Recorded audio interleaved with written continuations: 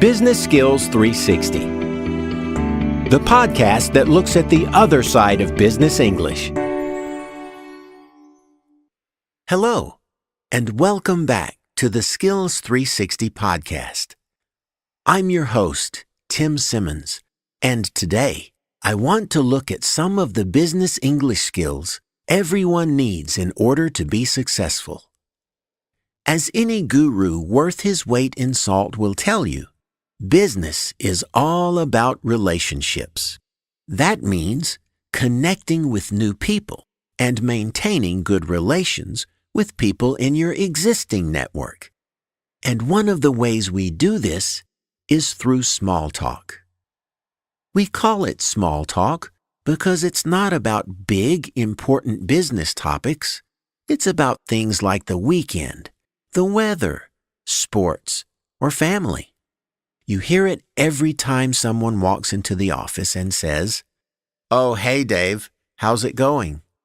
Or at a conference when someone says, "So, where are you from?" Making small talk in English allows us to connect with people, find out more about them, and set a mood. This kind of conversation involves a back and forth of simple comments, questions, and answers. You need to show interest in the other person, but also reveal a bit about yourself. And it's important to stick to topics that are common to both people. Once you've broken the ice with small talk, then you can move on to bigger topics. And that's where you bring in the skill of expressing opinions in English. Exactly how you do that depends on the situation. If you're in a meeting and want to add your perspective, you might just introduce it with an expression like, "The way I see things," or "As far as I'm concerned." But if you're making a suggestion or pitching an idea, there are a couple of ways to go about it. You might do it carefully with words like perhaps, or maybe, or we could, or if you want to state something more confidently, you can use stronger words like have to or should. The important thing here is that you assess the situation and adapt your language accordingly.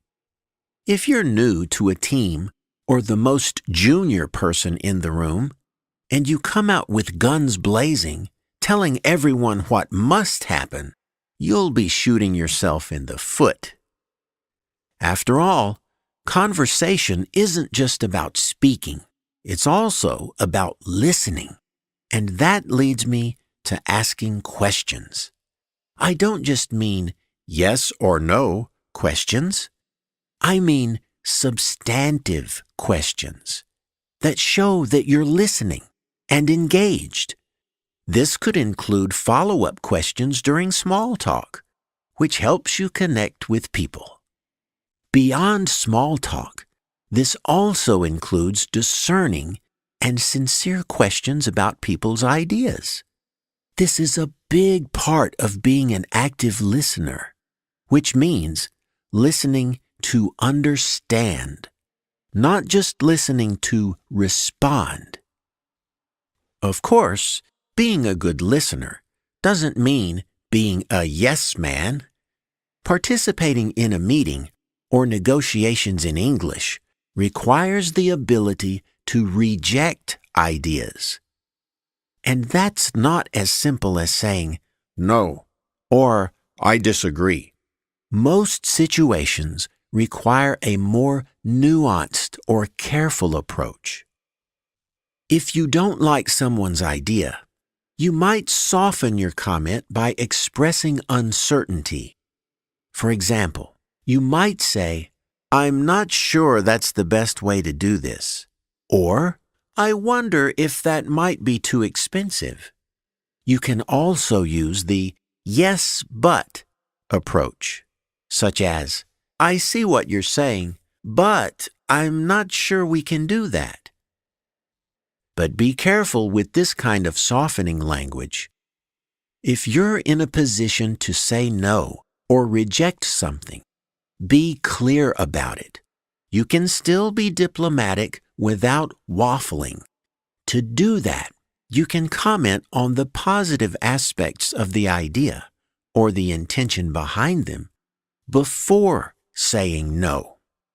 For example, you could say, "I agree that would help our branding, but we just can't afford it right now."